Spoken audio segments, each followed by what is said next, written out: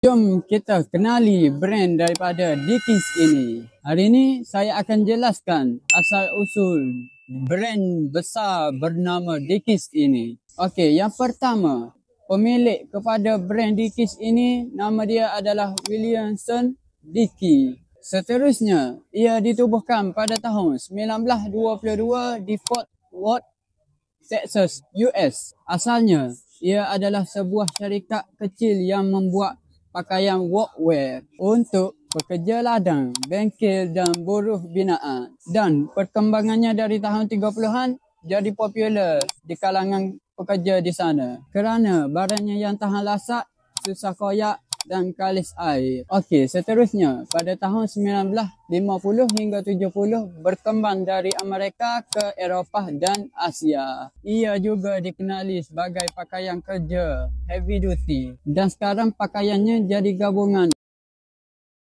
workwear dengan fashion streetwear.